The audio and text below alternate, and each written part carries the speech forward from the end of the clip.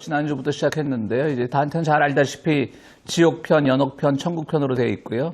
이제 각 장을 이제 칸토라고 부르고 칸토가 모여서 이제 뭐 통로라고도 번역을 하고요. 그래서 그것이 또 통로로 이렇게 연결이 돼서 일정한 이제 통로라고 하는 단계가 바뀌는 거죠. 그냥 칸토라고 하는 장으로 불리는 것은 그냥 노래가 시작되는 거고요. 또 이제 다음 단계로 넘어가면서 결국 오늘은 지난주엔 딱 1칸토도 제대로 못 끝냈더라고요. 근데 오늘은 이제 거의 끝까지 좀 빨리 지옥편을 다 끝내도록 하겠습니다. 그리고 이제 연옥편 한번 하고 또 천국편 해서 오늘 빼고 2주 더 해서 한번 하도록 하겠습니다.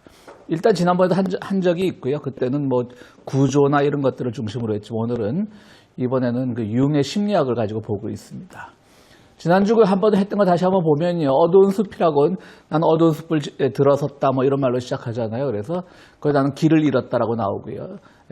자신의 방향감을 잃었다는 고백이고요. 그러니까 융기 아니죠. 융적으로 말하면 어두운 숲은 개성화가 시작되기라고 말했습니다. 시작되기 직전에 반드시 지나야 하는 심리적 조난지대를 상징한다고 했습니다. 개성화라고 하는 것은 이제 자기의 무의식이나 이런 것들이 발현되는 잘 찾아서 발현되는 그런 것을 말하고 있잖아요. 근데 가다가 이제 그 세 마리 짐승을 만납니다.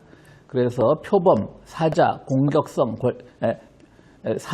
압력대를 만나는데 표범은 감정적 혼란과 욕망을 말하고요. 사자는 공격성과 권력 의지를 말하고 압력대는 근원적 결핍과 탐욕을 이렇게 얘기하고 있습니다.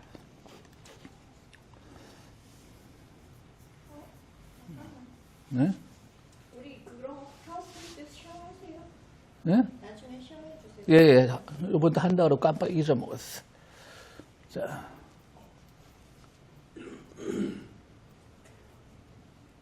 그래서 표범, 사자, 압력대로 이어지는 인간 그림자의 세 층이고요. 단테의 지옥 여행은 이 어두운 세 층으로 내려가는 과정을 설명하고 있다고 합니다. 그리고 뭐 지난주에도 설명했지만 베르길리우스라고 본래 기원전에 활동하던 철학자자 시인인데 이 사람이 이제 여기 등장하고 있습니다. 어쨌든 단테는 이걸 쓴 이유는 신곡을 쓴 이유는 어쨌든 자기가 그 피렌체를 중심으로 하는 그 일종의 혁명, 정치 싸움에 끼어들었다가 이제 기나긴 망명 생활을 하면서 원수도 많고 적도 많고 그러니까 자기가 복수 놀이를 많이 해요. 이걸 통해서 또 제가 싫어하던 사람들을 다 지옥에서 만나고 막 그래요. 근데 거기서 이제 베르길리우스를 만나는데 베르길리우스는 뛰어난 철학자고 문학가였지만 천국에 이르지 못했죠. 어쨌든 단테는 기독교적 입장에서 그때 물론 구교긴 했지만 구교나 신교나 다 예수를 믿어야 천국 간다고 믿는 입장이니까 베르길리우스는 굉장히 뛰어난 철학자지만 결국 천국에 못 가는 천국 입구에서 머물러 버리는 그러나 어쨌든 지옥 여행을 잘 도와주는 사람입니다. 그러나 단테의 여정을 진짜로 시작하게 한 이유는 뭐냐? 아니마다. 남성 안에는 여성성이다. 그래서 실제로 이 베르길리우스에게 베아트리체가 와서 이런 말을 해요. 앞으로 단테가 나타날 텐데 잘 해주고 잘 인도해줘라 그런 말을 했다라고 하는 거예요. 그러니까 지옥편에 베아트리체는 등장하지 않습니다. 그런데 이 베르길리우스의 입을 통해서 베아트리체가 단테를 잘 인도하고 가이드해줘라라고 하는 말을 했던 것을 전합니다. 이게 점쟁이들의 굉장히 아주 많은 수법이죠. 뭐 이거 단테를 점쟁이로 봐서 좀 그렇지만 신곡을 저도 옛날에 언제 한번 세검정 있는 점집에 누가 연구하러 아주 가자 그래서 갔는데 몇 번 술자로 들은 적이 있을 거예요. 그 얘기 갔는데 그냥 가기 싫어하니까 그럼 믿지도 않는데 근데 오늘보다 비가 더운 날 세검정 산속으로 막 올라가는데 그 지금은 이대에 있다가 은퇴한 그냥 교수 한 분이 이제 용하대. 그래서 가자는 거야. 그렇죠. 우리는 점을 믿어서 가는 게 아니라 이제 그 한국 종교를 이해하고자 배우고자 가는 건데 가는데 뭐 그렇게 뭐 정말 큰 가르침을 듣는 것처럼 듣고 있길래 한쪽 구석에서 그때 스마트폰이라도 있었으면 하고 있을 텐데 멍하니 앉아 있어요. 번개 번쩍번쩍 치는데 그 신당 안에 있는 것도 보다 겁도 나고 그랬더니 그 무당이 나를 부르더라고요. 눈치를 챈 거지. 그때 딱 그 베르길리우스가 베아트리체가 찾아와 자네를 잘 돌봐주라고 말했다는 것처럼 어젯밤에 그때 우리 박사도 따기 전에 박사 과정에 있을 때인데 부를 게 이제 뭐 적당하지 않을 때 김 박사라고 부르더라고요. 그 사람이 점쟁이가 김 박사의 몇 대 조상이. 아까 이제 박사 나기 전이지만 공부하고 있던 건 아니까. 그러다가 뭐라고 부르겠어 또. 자기 고객인데 돈도 안 내는 고객이지만. 근데 김 박사의 조상이 뭐 이조 판성가 뭐 정승을 지낸 분이 어젯밤에 제 꿈에 나타나서 몇 대 후손이 자기를 찾아올 텐데 앞길을 잘 인도해 주라 그랬다고. 그래서 내가 뭐라 그랬게? 저 쌍놈 집안인데요. 우리 집안에 그런 사람 없는데요. 딱 그랬더니 전쟁이도 당황하더라고요. 그 얘기 몇 번 한 적이 있습니다. 어쨌든 이제 베르길리우스가 단테 앞에서 베아트리체 얘기를 합니다. 그것을 이제 이 모짜렐라라고 하는 이 글의 저자는 그것이 바로 아니마라고 분석하는 거죠. 융이 말했던 아니마, 남성 안에 있는 여성성이라는 거죠. 내가 이 길을 가게 된 것은 다른 존재가 너를 불렀기 때문이다. 베아트리체를, 그 다른 존재란 베아트리체를 말하는 거고요. 그리고 융심리학에서 베아트리체는 아니마가 되는 거고요. 단테의 무의식의 여정을 시작하게 된 것은 외부의 강요가 아니라 깊은 곳에서 우러나오는 영적 여성성의 호출이라고 하는 겁니다. 이 모짜렐라고 모짜렐라야 이름이. 예.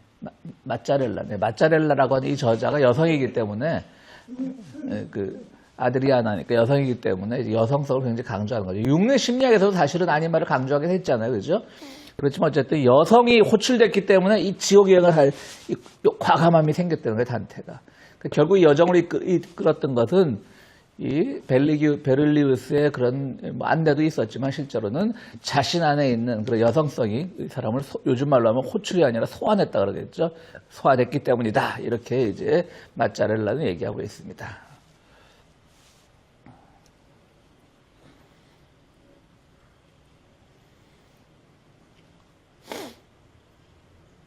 이 호출을 설명하기 위해서 스리 아우로빈도라고 하는 사람의 샥티 개념을 가져옵니다. 샥티라고도 하고 샤크티라고도 하는데요. 아우로빈도가 누군지 알아요? 스텔라 씨?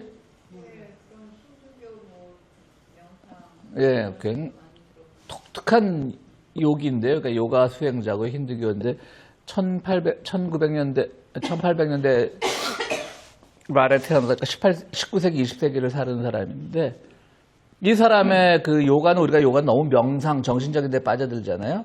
근데 아우로빈도의 요가는 이 요가를 통해서 민중해방과 혁명을 일으켜야 된다고 보는 거예요. 그래서 이 아우로빈도의 제자들이 한국에도 아우로빈도를 수행하는 사람들이 있어요. 제 후배 중에도 하나 있었는데 이 사람들의 그건 뭐냐면 그때 전두환 때잖아요. 우리 이제 대학 뭐 군대 갔다 대학 다니고 그럴 때 이 요가 학원을 열어가지고 거기서 돈을 벌어가지고 그걸로 탱크를 사고 총을 사서 혁명을 일으킨다는 게 그들의 그 정강 정책이었어요. 그래서 그 요가 학원 개설하는 데도 갔는데 그때 이제 그 개소식 같은 데도 갔는데 신촌 로타리에 이제 하나 열었어요. 그 친구가 연대 정외과 박사과정에 있던 친구인데 논문도 그걸로만 쓰는 거예요. 그러니까 이 아우로빈도라고 하는 요기만 돼서 쓰는데 그 사람이 샤크티라고 하는 영적 진화를 일으키는 여성적 에너지를 이제 힌두교 나라에서는 샤크티라고 하죠. 근데 이제 이것은 내가 보기에는 융이 이 아우로빈도를 얘기한 것 같지는 않아요. 이 마짜렐라가 아우로빈도를 얘기한 것 같아요. 그래서 지난번에 그랬죠. 보라색을 써놓은 건 다 마짜렐라의 얘기입니다. 융의 얘기가 아니라. 그래서 이 마짜렐라가 이 아우로빈도를 굉장히 높게 평가하더라고요. 아우로빈도가 말한 샤크티가 바로 그 융이 말한 아니마다. 아우로빈도에 따르면 인간의 의식은 샤크티가 불러낼 때 비로소 깊은 변화를 시작할 수 있다고 합니다. 아우로빈도가 말하는 의식의 단계는 물질적 의식, 그냥 뭐 어떤 물질을 보는 거고요. 근데 생명적 의식, 그다음 정신적 의식, 초정신적 의식, 초정신적 의식은 인간이 지나야 될 최종 단계라고 보는 겁니다. 근데 또 잠깐 이걸 하면서 생각나는 거는 우리 유교 전통에서는 또 이 혼이나 이런 거보다는 경물치지라 그러잖아요. 어떤 물건에 대해서 그거를 다루고 거기에 그 물건을 직접 깊게 연구하고 쉽게 얘기해서 어느 물건이든 귀하게 여기면 거기서 물건은 생명체도 포함되죠. 어떤 것인지 대상을 귀하게 여기면 결국 최고의 지혜에 이른다는 게 경물치지거든요. 유교의 주요 사상 중에 하나잖아요. 그런 거에 비해서 이제 아무래도 그 인도 사람들도 인도 아리안족이니까 약간 서구적 그런 단계를 좋아하는 것 같아요. 뭔가를 단계. 뭐 우리 브라이언 씨가 좋아하는 뭐죠? 그죠? 심리학의 몇 단, 8단계? 그런 것처럼. 메슬로우인가 그 단계를 좋아하는 것 같아요. 근데 뭐 힌두교 같은 수행에서는 인도를 참 동양으로 보긴 그렇잖아요. 그죠? 어쨌든 저쪽 사람들이 보기에는 동양으로 보이겠지만 전체적으로 인종적으로는 인도 아리안적이기 때문에 오히려 제가 보기에는 단계조하고 이렇게 뭐 하는 거는 그 유러피안에 가깝지 않나 그런 얘기를 해봤습니다. 그런데 이 샥티와 육의 아니마의 기능은 매우 흡사하고 둘 다 자기 내부에 있는 여성적인 영혼 에너지를 말한다고 이 마짜렐라는 이 아우로빈도의 이 샤크티를 높게 평가하고 있습니다. 아까 하나로 통일을 했었는데 이쪽 여성적 에너지하고 그냥 에너지하고 어떻게 달라요? 스텔라 설명해봐요. 싸우지 말고 기준 씨하고. 여성의 에너지와 남성적 에너지? 아니 그냥 에너지. 에너지에 여성 남성이 어디 있어요? 그것도 참 좋은 통찰이네요. 그래요? 에너지라는 거는 이미 어떤 성적 분리나 그 분리를 넘어서 있는 관계일 수도 있는데 또 뭐 다르게 볼 수도 있는 거죠. 근데 이제 사실은 다시 동양 철학으로 와서 오면 지금 생각난 건데 에너지는 기란 말이에요, 기. 근데 동양 철학에서 기는 항상 여성성이거든요. 예. 그러니까 뭐 후천개벽 같은 거 할 때 기의 세상이 온다 그러잖아요. 이보다는. 아니죠. 기에도 남성적인 물론 있죠. 있어서 그것이 이제 태극이잖아요. 그 모든 어떤 기가 한 가지가 극에 달할 때 오히려 그것이 전환되잖아요. 트랜스폼 되잖아요. 근데 그게 이제 근대 우리 민중 종교에 와서는 그 기는 완전 여성적으로 해석되거든. 그러니까 선천은 남성 이의 세계라면 후천은 여성성의 세계고요. 그렇기 때문에 오히려 그 뭐 동학이나 이런 데서 굉장히 여성성이 강조되는 것도 비슷한 거고요. 그러니까 아마도 여기서 말하는 여성적 에너지라고 하는 그런 걸 말할 겁니다. 그러니까 이의 세계, 존재론의 세계가 해결하지 못했던 것, 그것을 여성적 에너지라고 하지 않나? 남성적 에너지는 에너지라기보다는 그냥 존재론으로 정체되어 있는 거라면 여성적 에너지는 기처럼 움직이는 거, 흐르는 거, 그런 게 아닐까 그런 생각을 해봤습니다.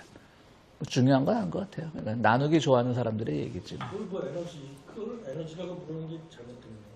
그런데 또 기를 따로 영어로 에너지를 또 기하고 에너지 따로 설명할 방법은 없어요. 여기다 기를 쓰면 더 이상하지 융책에. 기는 우리의 기는 에너지보다 스피릿, 소울 이런 쪽에 가까운 거 아니에요? 근데 기로 번역되는 것도 많아요, 실제로 영어 책 보면. 근데 저런 거는 솔직히 직관적으로 그냥 그래. 이해되는 거 아니야? 우리 여성성 그러면 약간 뭐 엄마도 생각나고 그렇지. 뭔가 이렇게 받아줄 것 같고 그다음에 이제 뭐 굳이 또 서구 종교로 비교하자면 대지성, 그러니까 하늘에 있는 천이 아니라 포용하는 대지의 신학 이런 것들 있잖아요. 여성 신학 같은 것들 그런 거 말하는 걸 거예요, 진짜로. 맞아. 샥티에 배치되는 개념이 예. 전통적으로 시바거든요. 그렇지. 예. 네. 근데 이게 배치된다기보다는 마치 동양의 그 음과 양이 대립되는 듯하면서 상호 보완적인 것처럼 샥티와 시바도 상호 보완적이면서 대립적인 거예요. 근데 이제 샥티는 여성적인 에너지이고 그래서 그게 이제 힌두교와 이제 약간의 이거는 이제 제 해석인데 이슬람 쪽으로 가면서는 이 시바의 에너지를 더 러버라고 불러요. 그게 이제 이슬람 쪽에서? 그치. 기독교에서는 그게 하나님인 거야. 그리고 하나님이 그토록 사랑하시는 사람들이 더 beloved이야. 그게 여성이야. 그래서 그 하나님과 이 하나님이 사랑하시는 사람들이 이렇게 하나인 것처럼 the lover와 the beloved가 하나이고 시바와 샥티가 이렇게 하나인 거예요. 그러니까 하나가 정말 또아리를 틀고 있는 것처럼 궁극적인 남성 에너지와 궁극적인 여성 에너지의 합일 뭐 이렇게 쓸 때 샥티와 시바 뭐 이런 식의 비유를 많이 쓰거든요. 어쨌든 샥티와 그 아디마는 둘 다 변화를 촉구하고 무의식으로 내려가게 만들며 통합으로 이끈다고 합니다. 단테에게는 이 에너지의 얼굴이 바로 베아트리체입니다. 그러니까 단테는 계속 여기 이제 그러니까 모습 상자죠. 상을 굉장히 강조한, 융이 굉장히 융의 심리학에 상이 강조됐다고 합니다. 그 상이 강조돼서 나타나는 게 꿈이고요. 왜냐하면 우리가 막연하게 개념으로 알고 있던 것이 꿈에서는 나타나잖아요. 그래서 이제 정서가, 감정이 상이되는 과정을 굉장히 중요시 여기기 때문에 이 마짜렐라라고 하는 이 사람도 융을 이제 분석하면서, 융을 이용하면서, 단테 해석에 이용을 하면서 바로 그런 에너지 얼굴, 그야말로 상이 이제 베아트리체로 나타난 거다. 이렇게 얘기를 하고 있습니다. 결국 첫 번째 통로의 핵심은 변화는 여성적 호출로부터 시작된다. 요즘 유행하는 말은 소환이 되겠고요. 내부에서 올라온 여성적 영혼 아니마 샥티의 부름으로 시작되고, 이 부름이 없으면 단테는 지옥으로 들어갈 수도, 자기 그림자를 볼 수도, 변화의 길을 갈 수도 없다라고 하는 겁니다. 그러니까 이제 지난주에도 잠깐 말씀드렸지만, 이런 지옥이라고 하는 것은 정말 사실은 단테가 걸어갈 때 지옥의 길, 굉장히 공포스러운 길이었고, 또 산자로서 이제 들어간다는 것이 알아본 사람들도 있잖아요. 거기 뭐 카린인가 누가 뱃사공도 알아보고 이 산자는 이 배를 탈 수 없다라고 막 말하는 것도 나오고요. 그런데 이제 그 요즘 융을 통해서 오면서 이게 굉장히 자기개발적인 것에도, 지난주 자기개발의 그 용어 가지고 한번 좀 우리가 얘기가 있었잖아요. 짧게 뭐 상처지만 상처가 큰 도움이 된다 할지라도 그 상처의 트라우마는 쉽게 지워지지 않는다. 뭐 그런 비슷한 말이 있었잖아요. 지난주에. 그런 것처럼 이제 이런 지옥이라는 것을 우리가 겪어야 될 상처, 고난, 뭐 트라우마로 하면서 생각할 때 그것이 굉장히 요즘 이 자기개발 강사들에게도 굉장히 인기 있는 대목이 아닐까 그런 생각을 해봅니다. 그런데 정신분석학이라는 게 결국 그거니까요. 사실 자기의 트라우마를 이겨내는 게 결국 정신분석학이니까 그것이 이제 뭐 좋게 말해서 인문학적으로 변형된 게 요즘에 그런 자기개발 강사들이고, 의학적으로 하면 그게 이제 정신과 의사가 되는 거고 그렇게 됩니다.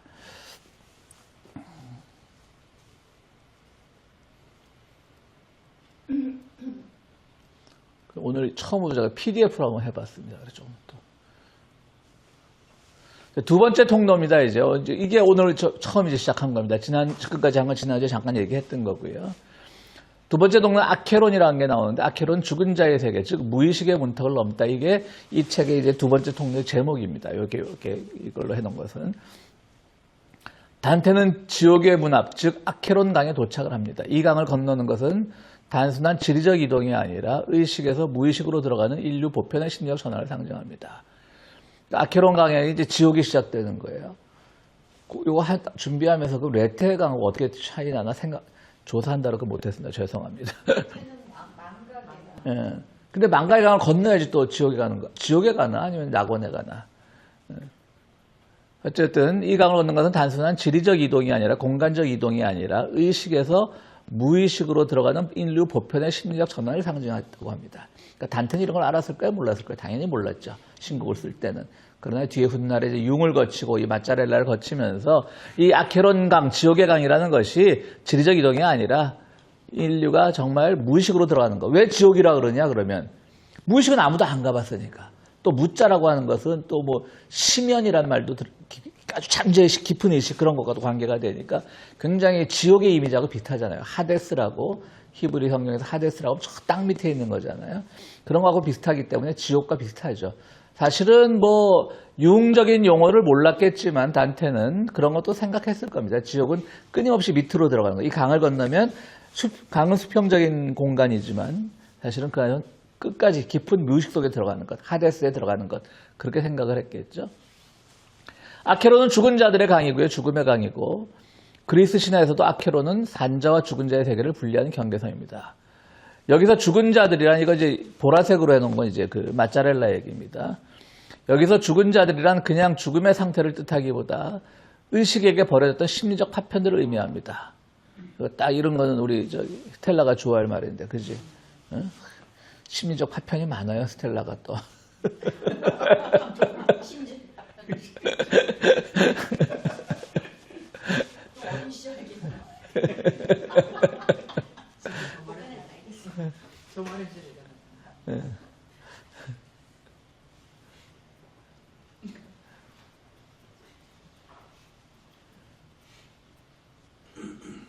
그런 것들이 심리적 파편이 아니라 이층 감정, 억눌린 욕망, 상처와 수치심, 과거 경험의 잔해, 트라우마의 잔존물, 이 모든 것들이 죽은 자처럼 의식의 바깥, 그림자의 어둠 속에서 가라앉아 있다고 하는 것이죠.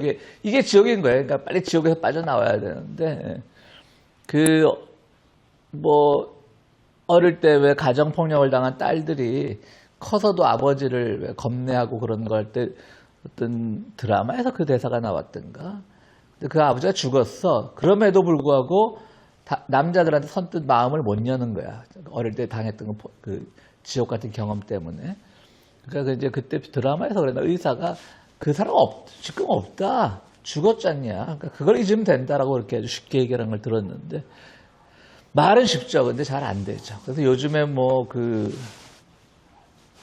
11월 달에 뭐 이번 달 11월 달 말에 그 맨홀이라는 영화가 나온다고 합니다. 그래서 그 맨홀이라는 게 한국 이름도 참 이름이 뭐더라? 이름이 지리야 박지리인가 그래. 그 여류 소설가인데 일찍 죽었더라고요. 요절을 했더라고요. 한 7개인가를 쓰고 죽었는데 그게 이제 이제 영화화 되는데 맨홀이라는 게 그것도 보니까 굉장히 비극적으로 끝나는데 그것도 그렇고 최근에 그 넷플릭스 드라마에서 나왔던 당신이 죽였다 그 영화도 가정폭력에 대한 거잖아. 그것도 그 쇼츠를 좀 봤어요. 당신이 죽였다. 근데 그 요즘에도 그렇게 가정폭력이 많은지 정말 신기해요. 그러니까. 가정폭력은요, 이 미국에서도 많아요. 그렇다면 아닐 것 같은 백인이 너무너무 잘 그렇다면 진짜, 세상에 완벽해 보이는 그 문화에서도 있다는데요. 30몇 %예요. 미국에서도 백인들이 인구에. 오히려 아시안이 작아. 근데 그거는 아시안이 작아서가 아니라 신고를 안 해서라고. 그렇게 되겠지. 어쨌든 그런 것들이 아무리 없애려고 해도 나를 가해하던 사람이 죽었음에도 불구하고 계속 겁이 나는 것들이 트라우마의 잔존물이겠죠. 그게 다 지옥의 기억들이겠죠. 그 심리학적으로 내려가면 이제 그 아케론강은 무의식으로 내려간 첫 통로 아까 말씀드렸듯이 무의식의 문이 되는 겁니다. 단테가 지금까지 서 있던 그 세계는 의식의 논리와 질서가 지배하는 안전한 영역이었습니다. 그동안 자기는 뭐 교황파에 있었잖아요. 피렌체 혁명할 때. 그러니까 자기는 나름대로 자기 이론 가지고 막 내세우고 그러면서 그러나 어쨌든 교황파라고 하는 그 든든한 백이 있었기 때문에 안전했죠. 사실은. 예. 그런데 이제 단테는 이 강을 건너야 자신 안에 진짜 그림자, 나조차 인정하지 않던 나의 부분들과 마주할 수 있다라고 이제 마짜렐라 설명을 하고 있습니다. 나조차 인정하지 않던 진짜 나는 뭘까요? 내가 패배를 했다는 걸 못 견디는 거죠. 내가 뭔가를 크게 잃었다는 걸 못 견디는 거죠. 그러니까 이제 나는 자신 있는 사람, 그런데 이런 것들을 한번 겪고 나면 이제 자기를 마주보게 되는 거죠. 저희 세대는 중고등학교 다닐 때, 특히 고등학교 다닐 때는 이 교실이 그거였단 말이죠. 완전 정글이었어요, 정글. 다행히 요즘에 드라마에 학교 폭력 드라마에 나오는 그런 건 없었어요, 다행히. 빵 셔틀이라나 빵 사오라고 시키고 그런 건 없었는데, 화끈하게 둘이 싸우고, 이제 맞고, 이기고, 지고 나면 끝나는 거지. 그 다음은 끝나는데, 이게 맞아본 사람 입장에서 그게 끝나는 게 아니에요. 계속 자존심이 상하고 그냥 누가 나 맞는 거 기억하는 건 아닐까라고 걱정되고 막 그런 거 있는 것처럼 단테가 그랬던 거죠. 이제 자기는 이런 맞고 폭력의 의미는 아니겠지만 어쨌든 혁명에서 진 사람이 됐으니까 그런 것들이 나는 참 보잘것없는 존재다 그런 생각을 하면서 끊임없이 자기를 이제 찾고자 했던 것이죠. 그게 이제 아케론 강에 빠져들면서 일어나는 일이었던 겁니다. 근데 나조차 인정하지 않는 나라는 거는 모르겠어요. 저기 보라색이었어요? 이거 보라색은 아닌데 마짜렐라가 한 말이에요. 내가 미처 못했던 거예요. 저거는 융심리학에서도 나오는 섀도우에 대한 얘기. 그렇죠, 섀도우지.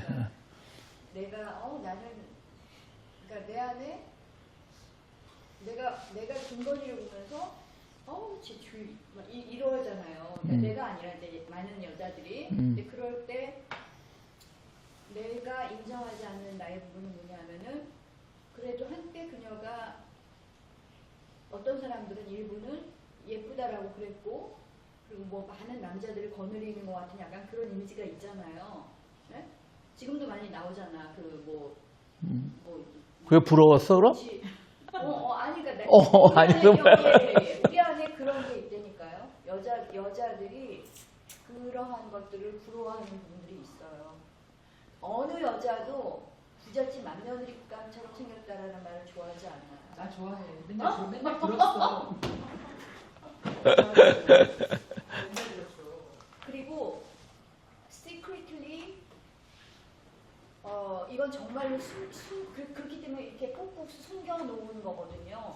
근데 가만히 자신의 무의식을 이렇게 끄집어내가지고 보면은 우리가 그런 어떤 뭐 직업 여성이나 그런 것들에 대한 뭐 증오, 약간 혐오 이런 것들이 내 안에 나도 만나주지 못한 것에 대한 투사거든요. 그러니까 이 복음서에 나오는 사람들이 가늠하는 여자를 잡아가지고 돌로 쳐 죽이려고 했던 것들이 그 여자를 다른 남자들이 시크릿리 어드마이어해요.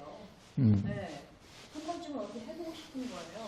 그 여자들. 그래서 예수가 돌로 치라는 것도 그래서 나온 그렇죠. 얘기죠. 여기서. 네. 그래서 저는 저기서 말하는 나조차 인정하지 않는 나의 부분이라는 게 나조차도 내 안에 그러한 남들이 사회가 인정하지 않는 아주 비밀스러운 어떤 부분이 있는 것들, 그런 섀도우들과 마주할 수 있다라는 의미인 것 같아요. 강을 건너야 무의식을 탐험을 해야 하지만 내 안에 진짜 그림자, 그렇죠. 그것과 마주할 수 있다는 거죠. 근데 일단 그거를 한번 그럴 수도 있어, 그래 나도 그런 면이 있을 수 있지라고 한번 인정하고 나면은 그 다음에 굳이 밖에서 꼭 김건희 같은 투사물을 찾지 않아도 되거든요. 그럴 수도 있지 뭐. 동의하지 않으시면. 그러니까 김건희가 왜 나와 거기서? 아니, 그래서 죄송해. 예를 들면 무의식까지 가지 않더라도 그래. 의식적으로도 우리 마음속에 굉장히 여러 생각들이 존재하고 예. 어쩔 때는 내가 왜 이런 생각을 하지? 그래서 스스로 이렇게 막 성찰도 하고 그러기 때문에 저거는 내가 볼 때 아주 이상한 건 아닌 것 같아. 그냥 누구나 다 겪는. 그렇지. 그렇지만 그러면서 자기가 수양도 하고 그러면서 필터링을 해서 결국 나오는 것. 그것을 우리가 인정해줘야지. 그 필터링하기 전에 막 여러 가지가 섞여 있는 그것에 대해서는 뭐 누구도 비난할 수 없죠. 그쵸. 네. 네, 그 말이에요. 근데 이제 무의식이란 걸 또 사실은 우리가 쉽게 말하지만 그야말로 무의식이잖아. 아무것도 없는 의식인데 그걸 찾는 건 쉽지 않지. 그 안에 나를 발견하는 건 쉽지 않지. 그래서 그 강을 건너는 거는 대단히 용기가 필요하고, 왜냐하면 너무 이쁘지 않은 것들이 많이 있거든요. 근데 그 용기를 내서 거기를 건너서 나도 인정하지 않았던 그런 섀도우들을 만나줄 때 그게 인테그레이션. 그렇지. 그렇습니다. 단테는 이제 그 지옥의 대랑을 두려워하는데 왜 두려워하느냐? 무의식에 대한 인간의 본능적 저항이 있었기 때문입니다. 단테의 두려움은 무의식에 대한 자연스러운 저항이었고요. 무의식에 들어간다는 것은 자아가 통제권을 내려놓는 것입니다. 이게 무의식에 들어가 버리면 통제권을 못하는 거죠. 통제를 못하는 거죠. 자아를 그 무의식의 깊은 바다에 빠지면 그야말로 나도 내가 어찌 해야 될 바를 알지 못하는 거죠. 그리고 그동안 가리고 살았던 상처와 욕망이 또 드러나는 겁니다. 내가 숨기고 싶은데 무의식을 드러내기 위해서 다 밖으로 드러나게 하니까 그것을 창피해 할 수도 있고요. 그런 것들입니다. 그러니까 우리 또 어떻게 보면 가장 여기 베르길리우스 나오지만 가장 현대사회에서 현대사회가 됐던 그 당시 사회가 됐건 가장 이성적인 사람은 역설적이게도 사실은 자기 무의식을 드러내지 않으려고 애쓰는 사람들이지. 창피당하지 않으려고. 그 창피가 꼭 객관적인 외부로부터 온 창피함도 아니고 자기 스스로도 창피할 수 있으니까 그걸 드러내지 않으려고 하는 것들, 그런 것들을 우리는 가장 이성적인 사람이라고 평하지 않을까 그런 생각을 해봤습니다.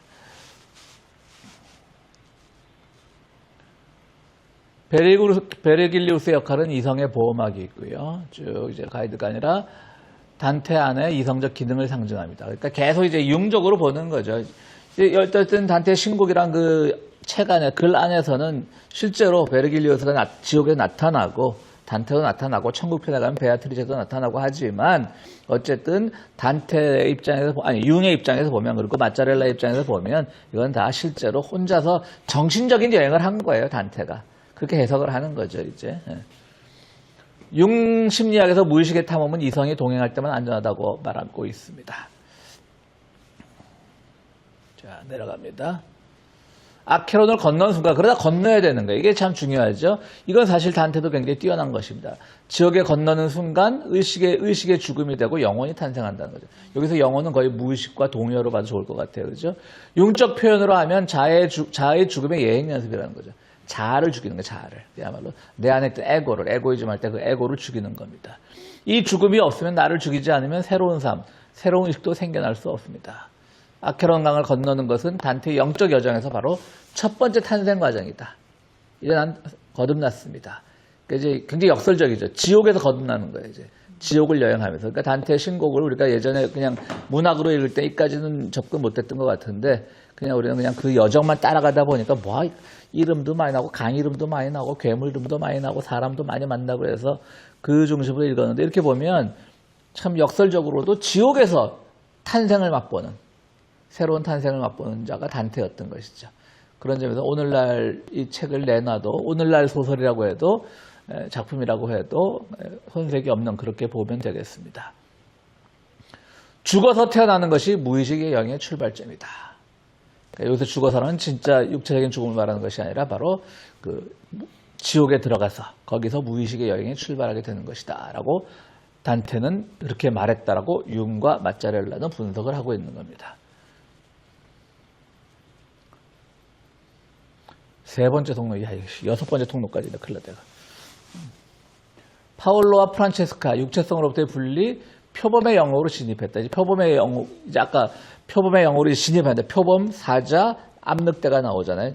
처음으로 지옥에서 만나는 그런 새로운 맹수들이죠.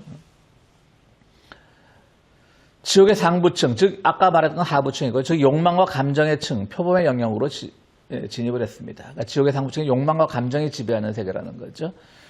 파울로와 프란체스카는 13세기, 14세기경에 아주 유명한, 실제로 있었던 유명한 불륜 사건입니다. 프란체스카는 파울로의 형수인가? 형수죠. 시동생, 그렇죠. 그러니까 프란체스카가 이제 본래 결혼했던 이 파울로의 형은 약간 다리를 절고 그래서 이제 다들 명문가긴 명문가지만 근데 그냥 거의 결혼 초기부터 파울로가 이제 프란체스카한테 접근을 해서 둘 다 죽죠 나중에는. 형이. 그러니까 이제 불륜지옥, 음란마귀 불륜지옥이 되는 겁니다. 그 사람들을 처음 만난 거예요. 그러니까 워낙 그 시대가 비슷한 시기였거든요. 그 시대를 완전히 그냥 그야말로 떠들썩하게 했던 불륜 사건이기 때문에 그게 이제 표범의 영역으로 봤던 겁니다. 그렇게 파울로와 프란체스카고요. 아 근데 저 얼마나 우리가 저런 걸 좋아해. 저 욕망과 감정의 층. 저 오페라를 얼마나 듣고 그렇지. 아름다운지 알아요? 그냥 서울을 갖다가 탐하는 막 들으면 정말 그냥 온몸이 쫄깃쫄. 그게 또 이제 천박하게 드러나면 아침 드라마지. 그러니까 아침 막장 막장 드라마지. 막 김치로 막 싸대기 맞고 하는.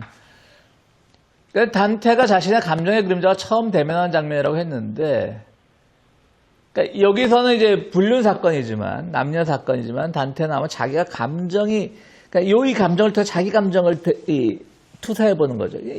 정치적인 싸움에서 밀려나고 그 새끼가 배신할 줄 몰랐다고, 걔가 그쪽 편 설 줄 몰랐다고, 걔가 나를 피렌체에서 쫓아내는데 앞장설 줄 몰랐다, 이런 것들이죠. 그러니까 완전히 그런 것들을 보게 되는 겁니다. 그러면서 나는 이제 여기 그 다음 나오네요. 성적 죄악이라기보다는 감정적 동요, 감정적 동일시, 욕망이 이성을 압도하는 구조. 파울로와 프란체스카는 남녀 사이의 사랑의 비극이 아니라 단테 자신의 감정적 혼란의 상징. 즉 그들은 타자가 아니라 단테의 감정 본능의 거울이라는 겁니다. 지금 말씀드렸듯이 바로 어쨌든 그 불륜 남녀를 만나잖아요, 지옥에서. 그래갖고 프란체스코가 그랬나? 거기서 막 또 얘기를 해요. 억울하다는 식으로 막 얘기를 하고 그랬는데 어쨌든 단테는 그걸 보면서 그러니까 누가 너네 보고 불륜하랬냐? 이렇게 도덕선생으로 말하는 게 아니라 나도 똑같은 놈이다.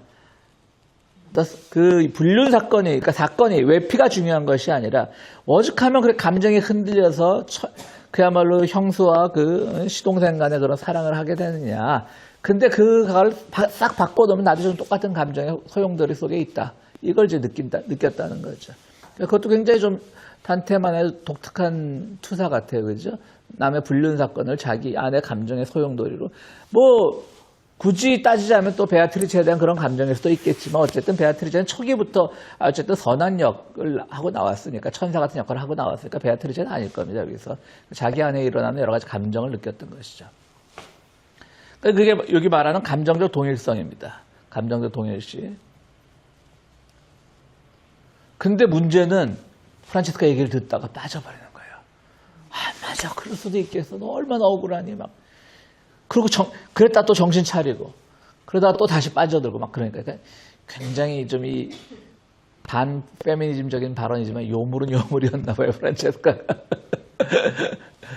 그래갖고 그냥 동정, 슬픔, 혼란, 미묘한 매혹, 연민과 욕망이 막 섞인 감정을 이제 단테 느끼게 되는 겁니다. 그러다가 아차 정신 차려야지.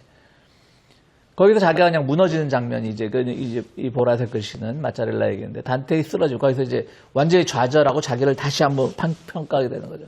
자아가 감정의 힘에 압도되어 무너지는 장면. 즉 단테의 감정적 그림자의 첫 충돌입니다. 아, 내 안에 있는 그림자가 이거였구나.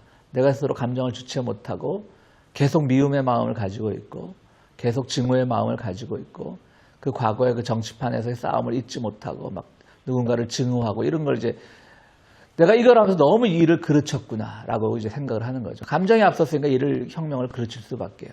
저놈하고 놀면 하는데 저놈은 나쁜 놈이야 뭐 이런 식으로 많이 했겠죠. 근데 사실은 또 뒤에 보면 계속 욕하는 얘기 엄청 나와요. 천하의 사기꾼 같은 놈이라는 말도 나오고 막. 여기서 마짜렐라는 정서성이란 말을 쓰는데 이런 개념을 사용합니다. 정서성은 단순한 감정이 아니라 감정의 관계를 맺는 방식 전체입니다. 단테이 정서성이 만들어내는 무너짐의 첫 경험을 하게 됩니다. 정서성이란 말은 뭐냐면 그러니까 감정이란 말과 같은 건데요. 여기서 그러니까 감정이란 말은 감정을 너무 개별적인 감정, 내가 화내고 뭐 질투하고 이런 것들이 하나하나의 개별적 감정이라면 정서성은 그 감정이 결과한 초래까지 다 감정이 초래했던 결과까지 다 포함하는 거예요. 내가 거기서 누군가를 질투하면서 내가 어떤 결정을 내렸는데 그 결정이 가져왔던 비극 같은 것들, 그러니까 감정의 총체성을 말하는 걸 이제 정서성이라고 표현했던 것 같아요. 이 융에서는. 그래서 이제 그 정서성이라는 개념을 사용하고 있습니다. 이게 정서성은 그러니까 융도 사용한 개념이에요. 마짜렐라가 만들어낸 개념은 아니고요. 그러니까 말씀드렸듯이 감정이 관계를 맺는 방식 전체. 감정의 종류끼리도 관계를 맺고 감정이 어떻게 인간관계를 무너뜨리나 또 사회에서 내가 어떻게 내 자신을 무너뜨리나 사회를 어떻게 파탄으로 이끄나 그런 거잖아요. 그죠? 뭐 김건희 얘기 나왔으니까 윤석열 마찬가지죠. 얘가 정서적으로 감정적으로 불안하니까 정서성으로 그냥 나라 전체를 파국을 이끌고 전쟁을 일으키려고 하고 큰일 날 뻔해서 두고두고 생각하면 그죠? 북한 애들이 잘 참아줬어 정말.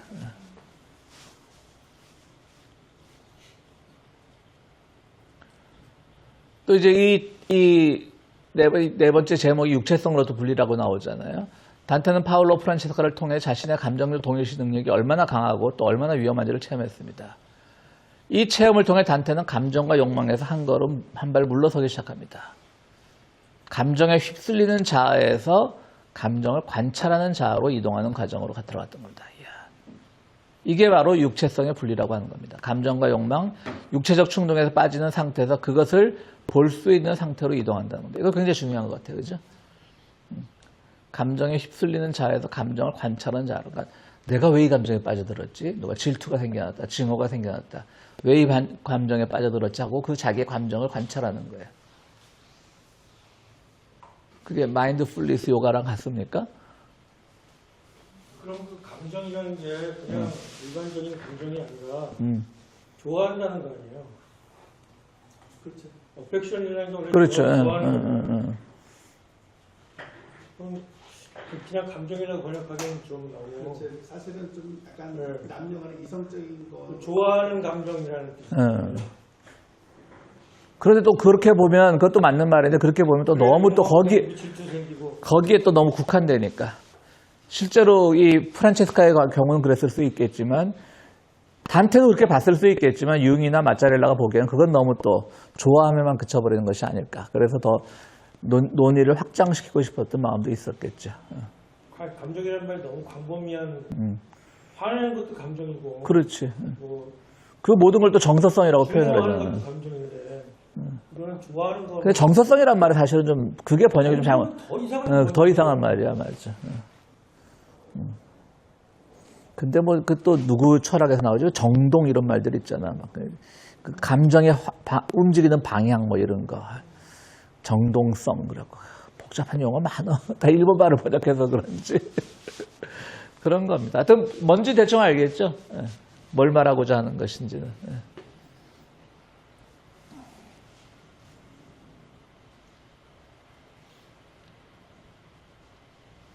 혹시 페이지 다운 버튼은 없나요? 페이지 다운으로 하는 거예요, 지금 이거. 근데 페이지 다운이 아니라 라인 다운, 그렇지, 라인 다운. 페이지 다운 어디 있지? 그 펑션 키를 같이 화살표를 누르면 되거나 아니면 스페이스 키를 누르면 아마 어쩌면 페이지 다운처럼 될 수도 있어요. 이거 크기가 바뀌는데. 너무 조그매요. 크게 해주세요. 예. 안 보여요. 스페이스 키를 잘못 눌렀대, 그래. 예. 오늘 처음으로 PDF 만들어 봤고, 이게 안 늘어, 이게 참 PPT 하는 게. 이게 좀 오른쪽 화살표 눌러 표지 바뀌는 거. 그래? 아니, 그게 그 모드에 따라 다른데 지금은 스크롤 모드로는 안 될 것 같아요. 그래서 이제 맥 제품은 안 쓰기로 했어. 더 크게 해주세요, 더 크게. 더 크게? 그렇지. 자, 표범의 영역은 이제 말씀드렸듯이 단테가 일국에서 만난 세 마리 짐승 중 첫 번째고요. 감정의 욕망을 상징하고요. 그래서 성적, 정서적 논란을 말합니다. 쭉 이제 계속 얘기가 시작됩니다. 첫 번째 통로는 여정이 시작된 호출이었다면 이게 첫 번째 통로는 이제 이 칸토가 여러 개 쌓이면서 다음 단계로 넘어가는 걸 통로라고 말합니다. 여정이 시작된 호출이었다면 두 번째 통로는 무의식의 문턱이었고 세 번째 통로는 무의식의 체험이 본격적으로 시작되는 시점입니다. 무의식의 문턱은 아까 아케론강, 그죠? 그 다음에 세 번째 통로는 무의식의 체험이 본격적으로 시작되는 시점을 말하는 겁니다.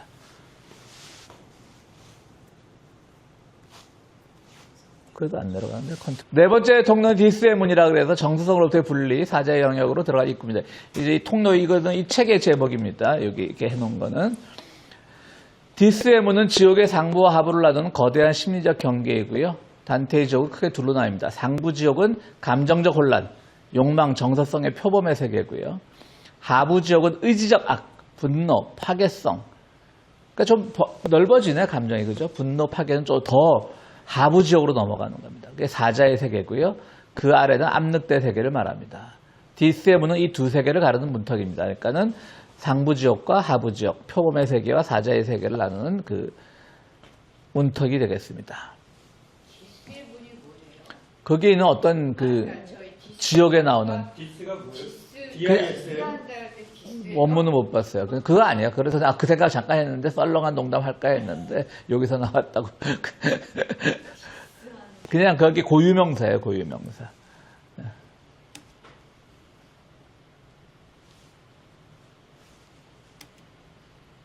이것도 이렇게 되면 안 되잖아. 또.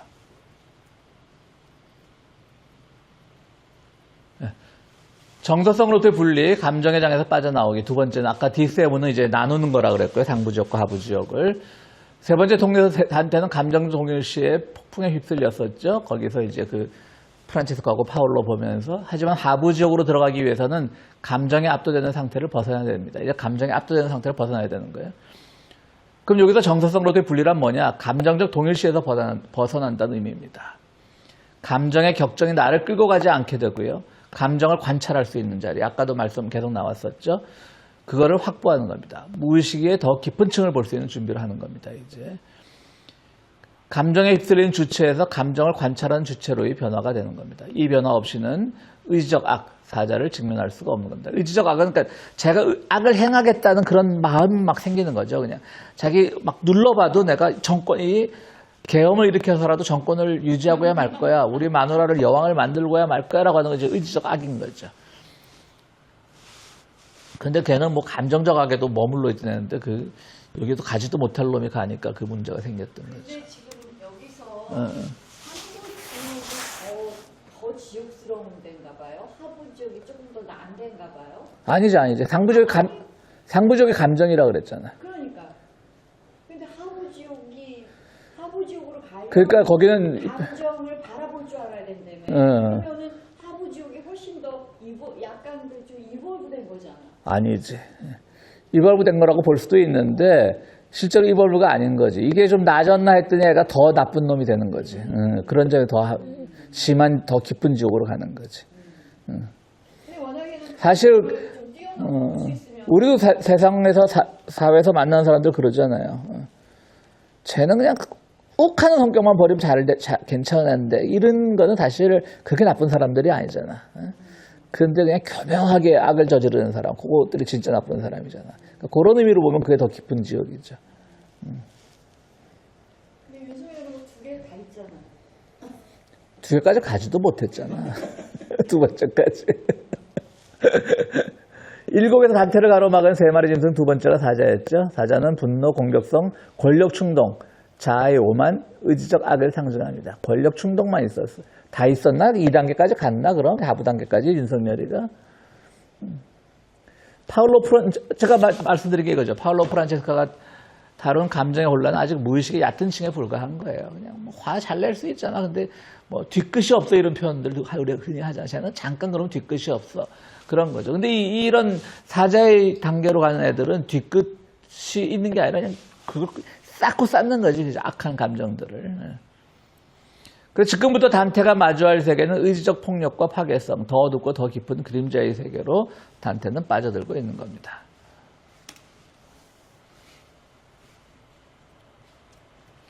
디스의 문 앞에서 벌어진 심리적 장면. 단테는 디스의 문에서 수많은 악령과 분노한 영혼들을 봅니다. 문은 닫혀 있고 단테와 베르길룻은 들어가지 못합니다. 악령들이 문을 잠궈 외칩니다. 저 산 인간은, 그러니까 살아있는 인간은 들어오지 못한다. 왜냐하면 살아있는 걸 알아차린 거죠. 그 한국 드라마, 넷플릭스 드라마 중에 미싱이라는 게 있는데, 이 죽은 자들의 세계에 고수가 주인공인데, 고수가 막 들락날락하면서 미해결 범죄도 풀어주고, 막 미결 사건도 풀어주고 하는 건데, 거기서 이제 그 중에서도 일부만 고수가 죽지 않은 사람하고 살아있는 자인데 죽음의 세계에 온다는 걸 보는 건데, 그런 개념이죠. 심리적 의미는 무의식의 더 깊은 층으로 들어갈 때 무의식은 처음에 자아를 거부합니다. 어둠은 자신을 밝히는 빛을 싫어하기 때문입니다. 이 장면은 자기 안의 공격성과 분노가 자아 접근을 거부하는 장면으로 읽힙니다. 그러니까 무슨 말이냐면 디스의 문이라는 데서 계속 이제 부딪히면서 이제 사자의 영역으로 들어가느냐 마냐 그 고민을 하고 있는데 계속 그 무의식은 이제 자아를 거부하는 거죠. 이것까지 들어갔는데 아까 말했듯이 그건 표피적인 거라 그랬잖아요. 프란체스카가 경험했던 그런 감정의 분노 같은 거는 표피적인 것에 불과한데 이거는 내가 그런 놈이었어 정말? 내가 화나면 그냥 화가 나서 발끈해서 화는 내는 거하고 아주 교묘하게 안에서 내가 욕망을 가지고 있는 것은 굉장히 다른 차원이죠. 근데 이제 무의식에 들어갈수록 그런 걸 느끼게 된다는 거지. 내가 보니까 그런 놈이었네. 진짜 나쁜 놈이었네. 그게 굉장히 신앙적으로도 굉장히 중요한 것 같아요. 이걸 발견할 때가 굉장히 좋은 거지. 내가 진짜 나쁜 놈이었네. 그런 것들. 예. 근데 저런 점점 갈수록 사람이 좋아지는 것 같은데 왜 지옥까지 가나 몰라. 거기서 연옥으로 점프하자 결국. 더 좋은 대로. 그래서 나는 그 혼모노 읽으셨죠? 예. 굉장히 재밌게 오랜만에 좋은 소설 봤는데 이거 약간 그런 거잖아. 마지막 장면은 아주 압권이더라고. 압권. 소설이에요? 단편 소설이 굉장히 짧아요. 거기서 결국 혼모노가 누가 혼모노인 거예요? 그거 구별이 없는 거지. 없어진 거지. 진짜 가짜가 되고 가짜 진짜가 됐단 말이 나오잖아. 근데 목사님도 그 정도 결기를 갖고 목회에 임하셔야 되는 거 나는 여기 피도 막 지지면서 막 달리면서 의지적 악의 세계에 너무 일찍 도입을 해서 너무 다 알아버린 거야. 그래서 못하는 거야. 하게 되면 그게 오히려 자기스러움이 되는 거지. 정말 나도 모르는 사이에 돼야 되는데 자기스럽게 하기는 내 피해가 너무 크지. 자기란 걸 알 때 나만 알겠어. 모든 사람이 다 알아보는데.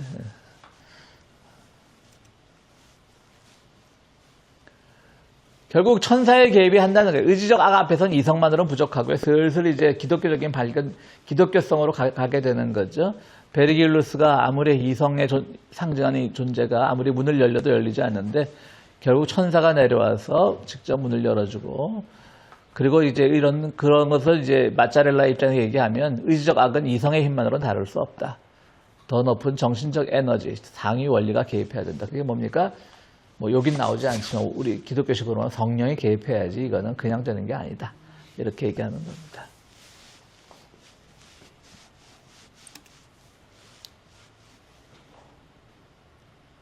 이야, 이 지옥편 오늘 다 읽으려니까 되게 힘드네.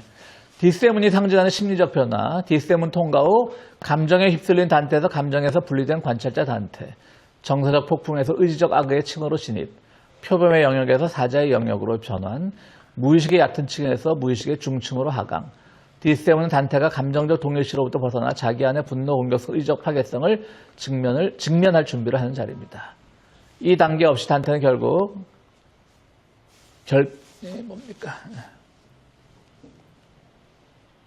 압력대의 깊은 결핍층, 게리온, 우골리노, 루시퍼 세계까지 내려갈 수 없다. 그러니까 점점 깊어지는 거예요, 이제. 사제 의지적 세계로 왔는데, 이제 그 다음에는 뭐냐면, 결핍을 경험하는 거예요, 결핍. 이 결핍을 어떻게 채울까가 또 문제가 되는 거예요, 이제. 결핍은 채우는 데 맛이 있는 건데, 결핍을 채울 그 여력이 없으니까 그 허탈감, 그걸 보는 것이 지옥의 마지막 단계인 거죠. 그게 압력대의 단계고, 우리가 지옥 대마왕이라고 루시퍼를 만나는 단계입니다. 결국 뒷세문은 말 그대로 내 안에 있는 어두운 진실로 들어가는 문이라고 하는 겁니다. 그것이 이제 마짜렐라가 융의 심리학을 빌어서 단테를 분석한 겁니다. 이제 5번째 통로입니다. 어이구, 다 왔네요. 그래도 얼추. 아니 그럼 표범하고 사자는 남성이에요? 늑대는 여성이고? 그렇겠지. 여성의 적은 여성이지. 또 페미니스트들이 들으면 또 여정여라고 그러면 또 5번째 통로 게리온. 맞아요. 진짜 암표범 암사자 그러지 않았잖아요. 왜 늑대는 여성으로 했어요? 가장 가장 큰 지역이니까.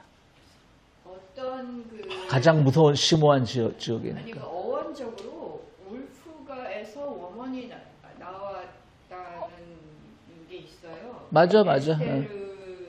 에스테르 누구든가 맞아요. 여성 심리학 하는 여자 있거든요. 그 늑대 여자.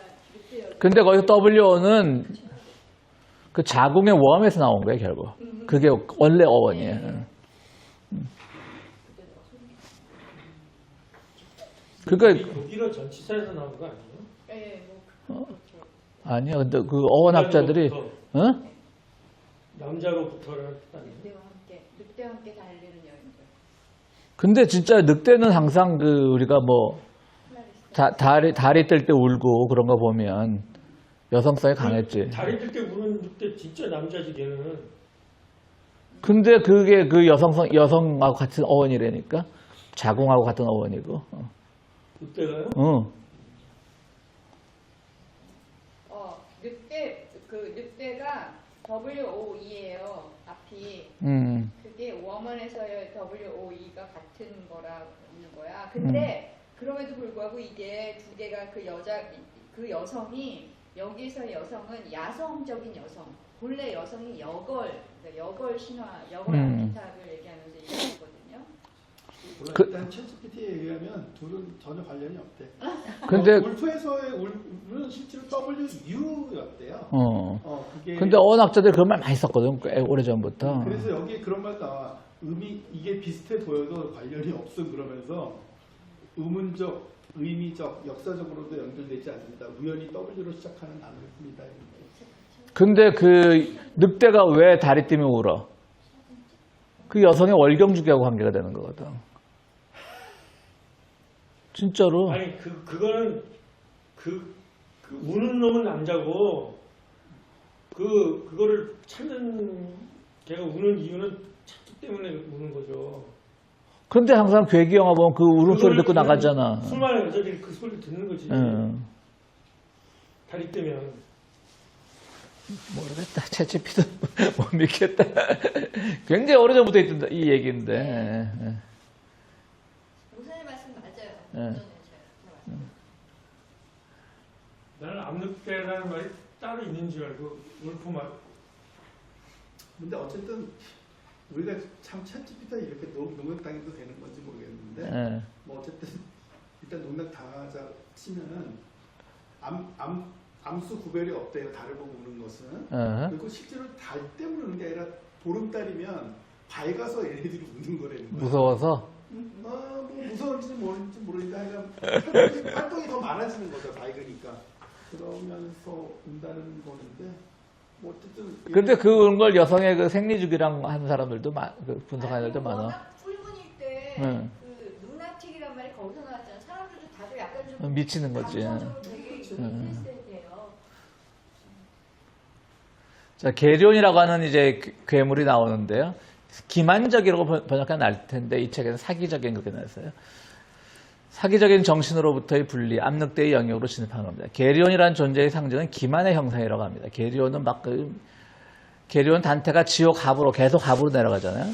타고 내려가는 괴물인데 얼굴은 온화하고 사랑 같고 몸통은 비늘 달린 뱀이고 꼬리는 정갈처럼 독성이 있고 겉은 아름답고 온순하지만 내부에는 기만과 독으로 가득한 그런 정치불명의 동물이라고 합니다. 그러니까 뭐 뱀 같기도 하고 그런 것 같아요. 그래서 이제 그 마짜렐라에 따르면 계룡은 기만적 정신의 원형이고요. 즉 겉과 속이 다르고 의식과 무의식이 분열된 상태라고 하는 겁니다. 그러니까 아까 이제 자아가 있잖아요. 자아는 아직 무의식을 잘 모르는데 계속 자아를 이제 연구하면서 자아가 무의식에서 자기 유혹하는 모든 것들을 이겨냈을 때 자기가 되는 거예요. 총체적 자기가 되는 거예요. 근데 그 중에서 미리 일찌감치 아예 분열이 되어 있으면 더 이상 훈련이 되지 않고 더 이상 성장을 못하고 성숙을 못하기 때문에 계룡 같은 존재라는 거죠. 이것도 아마 실제로 뭐 유럽의 그 신화에 계룡이라는 존재가 있으니까 이걸 썼겠죠. 어쨌든 그런데 그렇다면 이 계룡도 제가 지금 생각난 건데 뭐 에덴 동산의 그 뱀 개념하고 다 비슷한 그런 신화적 기원을 가진 것이 아닐까 그런 생각을 해봅니다.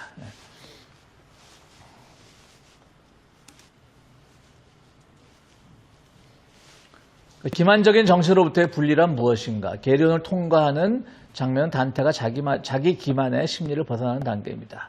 자기 기만의 세 가지 형태, 자기 합리화. 이건 내 탓이 아니야. 남의 탓이야. 그러는 거죠. 분열된 자아. 겉으로는 온화 순종하지만 속으로는 독성 파괴성 가지고 감정과 의지가 만든 왜곡된 인식 그런 것들이 다 그렇습니다. 이건 카톡 전화인데요. Sorry. 카톡 전화인데요. 줄여야 되는데. 저는 이 카톡 전화 소리에 노이를 저 걸려 있습니다. 우리 누나가 이걸로 해갖고 무서운 우리 누나가 그냥 전화기로 하지 미국 살면서 전화기도 안 들어. 깜짝 놀랐어 그랬어. 왜 계룡을 타고 왜가 잘못했네. 계룡을 타고 내려가는 것의 의미가 뭡니까? 란 계룡은 단순한 괴물이 아니라 정신적 기만이 단테를 더 깊은 무의식으로 데려간 도구란 뜻입니다. 그러니까 자기 기만이 더 깊은 지옥으로 데리고 가는 것이죠. 표범의 감정적 혼란, 사자의 공격적 의지 이 두 층을 지나면 그 둘이 합쳐져서 왜곡된 인식, 기만적 정신의 형태로 나타납니다. 즉 자기 안의 의지와 감정이 결합해서 뭐 뒤에 끊어지면 안 되는데 거짓자를 만들어내는 것이라고 합니다. 그러니까 지금 빨리 참자를 찾아서 무의식의 세계에 내려갈수록 참자를 찾아서 그것이 자기의 단계로 확장되어야 되는데 그렇지 않다는 것이죠.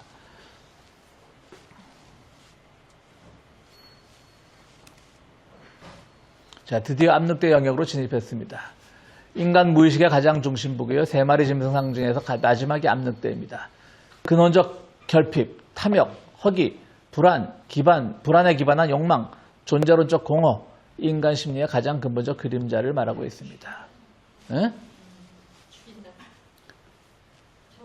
저게 인간이잖아. 그렇지. 종교적인 입장에서의 응.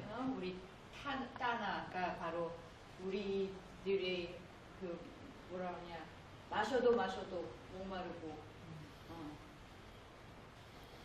표범 감정, 사자 의지, 암늑대 결핍의 구조는 무의식의 감정, 의지, 존재론적 결핍의 층으로 내려간다는 뜻입니다. 무의식이 계속 이렇게 감정은 뭐 무의식이라고도 할 수가 없죠. 그냥 표피적인 거니까. 근데 의지, 또 존재론적 결핍으로 계속 이제 하강한다는 뜻이죠. 암늑대의 세계는 존재의 기초가 흔들리는 결핍과 탐욕의 지층이라고 이렇게 말하고 있습니다. 이건 마짜렐라의 말입니다.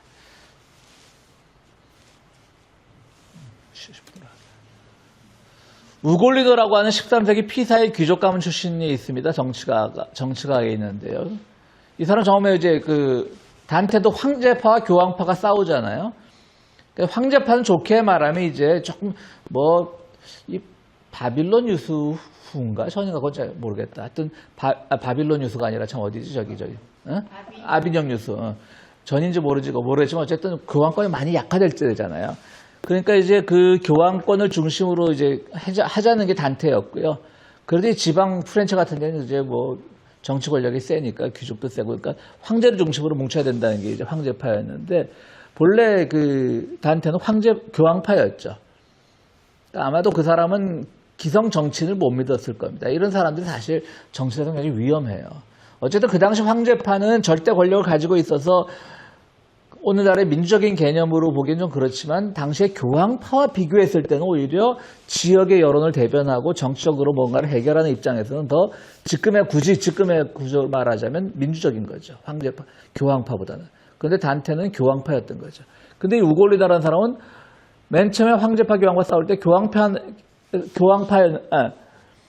황제파였는데 교황파로 넘어갔다가 교황파가 이기고 나니까 피렌체 전쟁에서 교황파 내로 넘어가서 거기서 활동하다 또 배신을 합니다.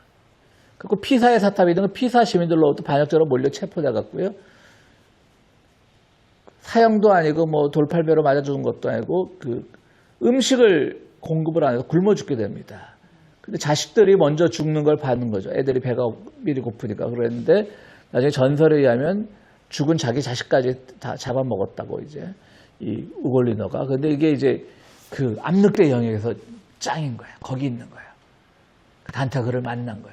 가지고 통쾌하게 복수를 하는 거지. 말로 복수를 하는 거지. 너 나랑 같이 있었으면 좋았을 텐데 여기 갔다 배신하고 저기 갔다 배신하고 그러다가 이게 뭐냐. 너는 정말 압력대 중에 순독대다 정말. 우골리너는 압력대 지층의 핵심 상징이고요. 무식의 중심에 들어가는 원초적 파괴 충동입니다. 그러니까 자기가 속한 세력에서 무조건 다 파괴하는 거죠.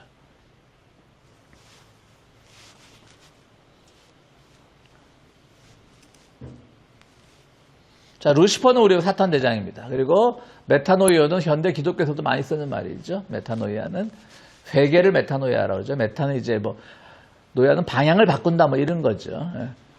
단테가 도착한 지옥의 가장 깊은 곳 코키투스라고 부르죠. 그래서 루시퍼는 얼음 속에 허리까지 갇힌 채 거대한 새 얼굴을 가진 괴물로 등장합니다. 악마왕이고 죄의 원인이고 사탄입니다. 무의식의 근원적 분열을 상징하는 존재고요. 셀프, 자기의 중심이 왜곡된 형태입니다.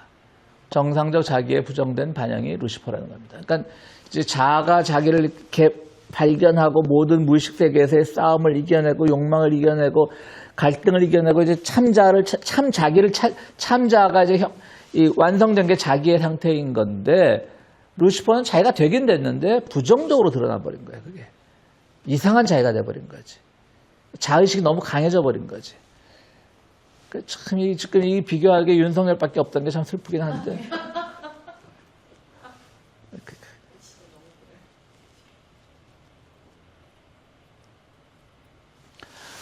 근데 루시퍼가 얼음에 갇혀 있는 거야, 지옥에서.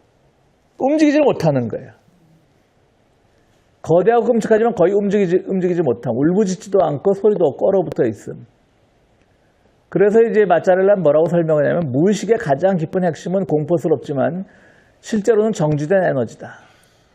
진정한 변화의 출발점은 바로 그 정지성에서 온다라고 말합니다. 그러니까 이제 웅크리고 있다고 하나요? 도약을 위해서 어떤 맹수들이 그런 거일 수도 있고 저는 또 이제 좀 마짜렐라와 생각을 달리하면 결국 루시퍼라는 거는 그냥 우리가 만들어내는 상상적 존재지 아무런 힘을 발휘하지 못하는 얼음 속에 갇혀있는 존재다.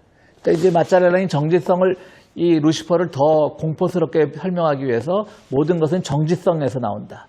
공포스럽지만 실제로는 정지돼서 큰 힘이 나온다는 건데 저는 그 반대로 오히려 결국 루시퍼라는 것도 얼음 속에 갇혀 있으니까 아무런 힘을 발휘하지 못한다. 그게 더 맞는 것 같아요. 결국 단테가 연옥으로 진입하는데 루시퍼는 아무 일도 못하잖아요. 그죠? 그러니까 이제 이거는 좀 좋게 봤다는 말은 좀 어폐가 있지만 무의식의 중심은 활동적 악이 아니라 정체된 에너지, 멈춘 에너지. 전환될 준비가 된 에너지라는 뜻입니다. 그러니까 멈춰 있는 건 어쨌든 다른 것으로 도약할 준비가 되어 있다는 뜻이라는 건데, 이거 이제 마짜렐라의 주장인데 저는 좀 다르게 본다는 거죠. 멈춘 건 멈춘 거지 뭐. 멈추면 비로소 보이는 것들, 뭐 그런 수필집도 있던데, 멈추면 보이는 것들은 걸어가면서도 보입니다.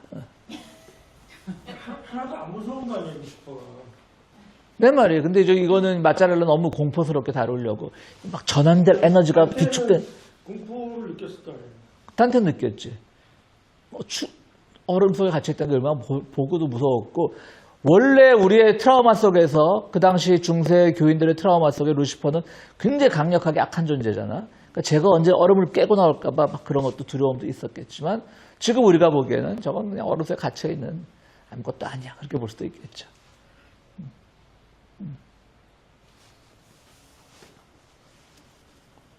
메타노야는 우리가 회개라는 말, 기독교 회개라는 말이고요.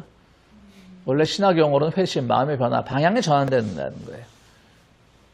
근데 융심리학에서도 이 메타노이아가 많이 나온다고 합니다. 융적 의미에서 메타노이아란 자아가 무의식의 바닥까지 내려갔다가 새로운 방향으로 상승하는 깊은 정신적 변화를 말한다고 합니다. 그러니까 뭐 같은 거죠, 회개라는 것과. 그죠? 기독교 회개도 이거죠.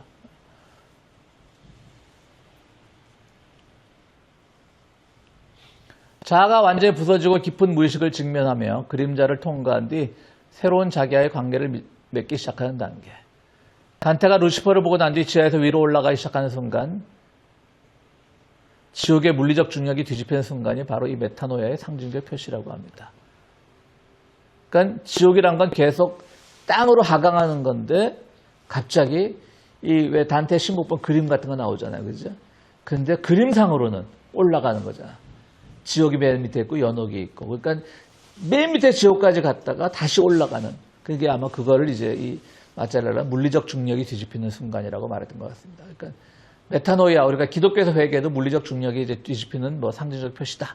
뭐 이렇게 말할 수도 있겠죠. 우리가 뭐 더 이상 타락하지 않고 타락의 끝까지 갔을 때 뭐 구원을 경험하는 것일 수도 있겠지만, 그런 것처럼 그것도 일종의 물리적 중력에 뒤집히는 거죠.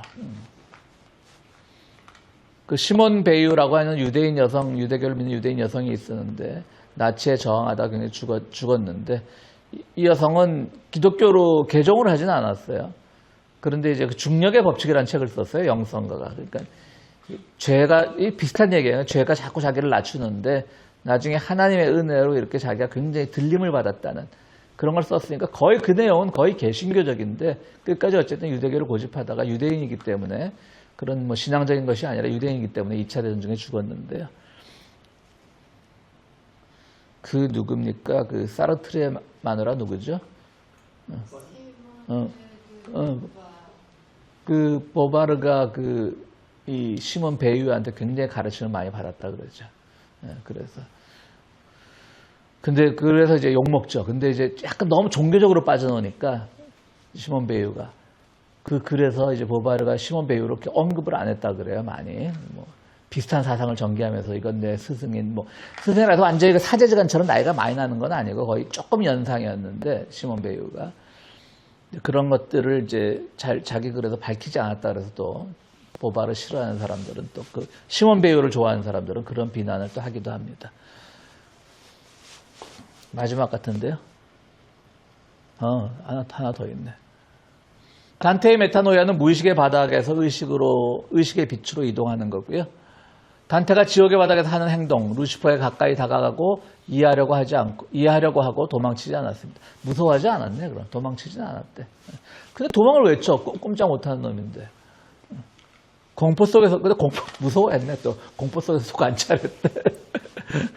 루시퍼의 몸을 딛고 새로운 길로 올라감. 이것은 고전적인 의미의 회개가 아니라 자기 안에 근원적 분열을 직면한 용기. 기독교 회개에서도 이거 써먹으면 되겠는데요. 설교에서도. 자기의 근원적 분열을 직면한 용기가 회개랍니다. 자기의 그림자가 만든 이미지와 충돌하는 것. 그러니까 충돌이 여기서 뭐 나쁜 의미의 충돌이 아니라 충돌해야만 이겨낼 수 있습니다. 그런 거.